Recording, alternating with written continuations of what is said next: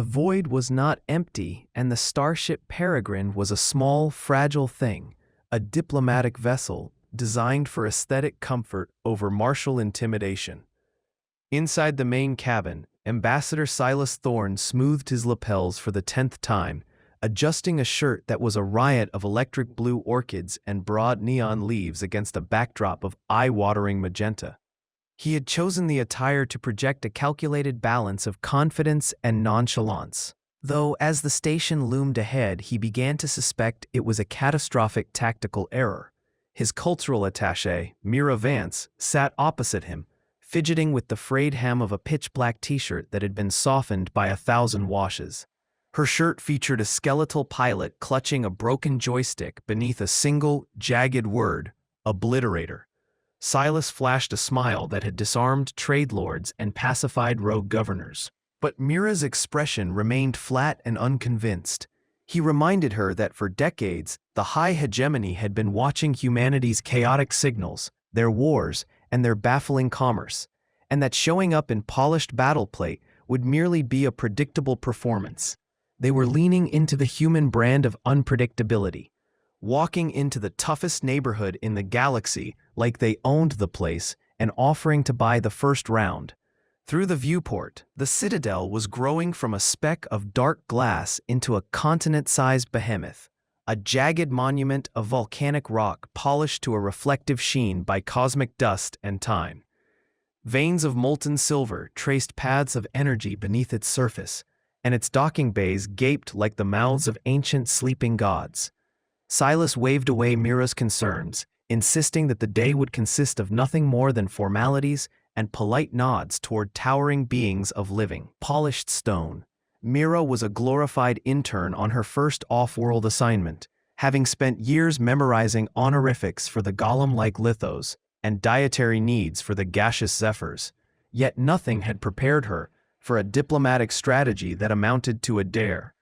As the docking sequence initiated, the station's automated system announced a nitrogen-argon atmosphere and a crushing gravity of 1.8 standard Terran Gs. Silas stood up, feeling the increased pull settle into his very bones, and offered Mira a hand as they prepared to enter the grandest political body in the known universe, dressed for a backyard barbecue. The Citadel's grand chamber existed solely to intimidate, with a ceiling that soared miles overhead, dissolving into a shimmering haze of energy fields that held the atmosphere against the cold vacuum.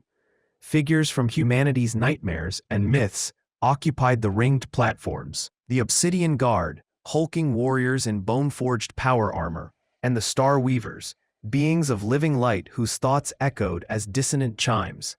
On the central dais sat the Lithos High Arbiter, Kraos, a monument of living stone with skin etched in intricate ancient glyphs. To a Lithos, unmarked skin signified either profound arrogance or supreme dominance, a statement that one's reputation required no physical text. When the doors hissed open and the two humans emerged, a low murmur of scraping metal swept through the chamber. They stood exposed in simple textiles, their soft flesh and unprotected heads open to an environment that was a challenge for any single species. Yet they were smiling. Kraos leaned toward her junior aide, an unadorned Lithos named Ilera, and demanded a scan of their energy shielding and biological enhancements. Certain that something must be eluding their perception, Ilera's single optic widened as she reported that the scans were clean. The humans possessed no personal energy fields or subdermal plating, and their attire was a simple cellulose polymer blend. The station's life support was working overtime to scrub their raw biological output: skin cells, microbes, and respiratory vapor. Silas reached the platform and gave a small, informal wave, a gesture of casualness that felt like a tangible insult to the ritualistic weight of the occasion. To stand unprotected in such a room was a declaration of contemptuous power. It suggested an immunity to all weapons and indicated that the entire situation was a source of private amusement. The formal introductions began, and while other delegates slammed armored fists or emitted resonant chords, Silas simply stated his name and claimed he was ready to hit the ground running. The Lithos translators went into a spiral of cross-references, interpreting "hit the ground running" as a direct statement of an impending surface-level invasion and aggressive forward movement. Kraos flagged the statement for high-level threat analysis, suspecting the humans were unarmed shock troops using psychological warfare to display the contempt of an overwhelming predator. Silas, certain his gambit was working, doubled down during a lull by telling Kraos that the chamber was so spacious, you could swing a cat in here. The translator settled on the most direct interpretation, a boast about the chamber's suitability for a Terran ritual involving the high-velocity rotation of a small apex predator to test structural integrity. Kraos felt a cold thread of understanding. The humans had weaponized banality, and they were beyond any experience she had gained in 2 centuries of presiding over the hegemony. Suddenly, a high-pitched whine cut through the station's resonant hum. High above, a maintenance drone sputtered, its circuits overloaded by the station's frantic attempts to adapt to the exposed human biosignatures. Blue sparks rained down as the drone's magnetic clamps failed, releasing a 3-ton acoustic dampener. The massive cylinder of metal hung for a heartbeat before breaking free with a groan of protesting metal. While the other species reacted with advanced technology, dissolving into clouds of light or snapping kinetic fields into existence, the dampener plummeted toward the Lithos delegation. Kraos remained frozen, accepting the potential loss of her aides as a matter of protocol, but Silas operated outside such rules. His brain calculated the object's velocity and trajectory with evolved instinct. He lunged for a ceremonial flagpole, a sturdy alloy rod, and wrenched it from its base. Planting his feet, his fencing instincts took over as he tracked the falling cylinder. He jammed the blunted tip of the pole into the seam of a loose conduit cover, and with a sharp, explosive motion, flicked the 100-kilogram plate into the dampener's path. The impact was a deafening crack.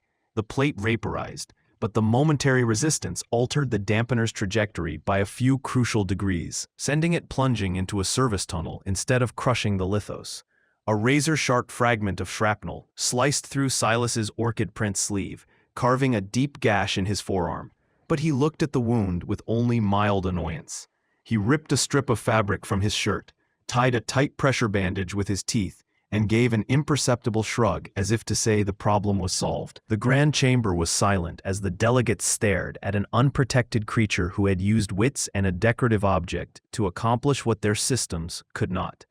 Warlord Vrax of the Obsidian Guard concluded that the humans were hiding a biological energy field of unimaginable power, viewing their flimsy cloth as a mockery of armor. Kraos, too, was stunned by the processing power required for such an instinctive calculation, realizing the humans were weapons unto themselves. She initially dismissed Mira as a subordinate, but now viewed her as the conceptual architect of this power, her trembling seen as the vibration of a devastating force held in check. Kraos suspended the proceedings and summoned the humans to her private chambers, a room of black volcanic glass. Inside, as a medical drone sealed Silas's arm, Kraos pointed a delicate finger at the skeletal symbol on Mira's shirt. She noted that Obliterator translated to an act of mass destruction and demanded to know if it was a statement of military capability. Mira stammered that it was merely a band, music called death metal, which she described as loud, fast, and defined by intensity.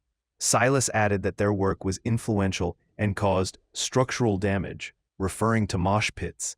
Kraos's mind immediately linked structural damage to archives of sonic weapons capable of achieving tectonic effects. She concluded that Mira was the bearer of a planet-killer weapon and that the humans shattered worlds with weaponized sound.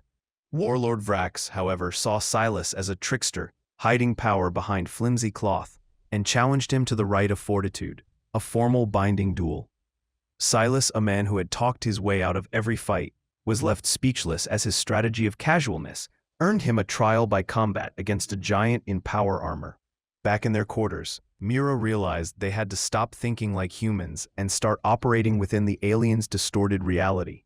She dove into the hegemony's legal archives and found a loophole, Statute 9.4, which permitted a challenger to present a psalmic declaration of intent, a battle song, broadcast automatically by the arena system. She spent 8 hours reverse engineering a 21st century death metal track into the arcane. resonant frequency format required by the station's ancient AI. The walk to the proving ground was somber. Silas wore a plain black t-shirt and denim trousers, a stark contrast that the delegates interpreted as the ultimate expression of confidence, a being who considered the galaxy's most feared warrior a trivial threat. The arena was a vast circle of black sand. Vrax entered in a combat rig, brandishing a crackling plasma axe and bellowing for Silas to reveal the power hidden behind his soft flesh. Silas held up an empty hand and declared his weapon was the truth of his people before Mira hit play.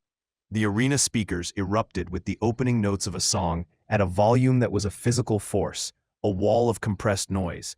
To Vrax, whose warrior mind was built on predictable resonant patterns, the polyrhythmic complexities and structural dissonance were a cognitive attack. The stuttering heartbeat of the drums and the high-frequency shriek of the guitars scrambled his thoughts and shattered his focus. His body refused to obey as the sound violated his very nature. In the center, Silas stood as an anchor of stillness, seemingly immune to the devastating effects. Vrax, his spirit broken by a violation of his reality, sank to one knee in a gesture of honorable submission. The humans had defeated the hegemony's greatest warrior by attacking his definition of a fight. Silas walked across the sand, extended a hand and pulled Vrax to his feet, telling him that human strength was not in what they could break, but in what they could create that others could not understand. Months later, Silas took his seat at the platform wearing a new orchid print shirt. Vrax approached him, not with a challenge, but with genuine curiosity about a new sigil on Silas's coffee mug, a picture of a wide-eyed kitten clinging to a branch above the words, "Hang in there." Silas looked at the giant warrior and the assembled delegates, then simply smiled,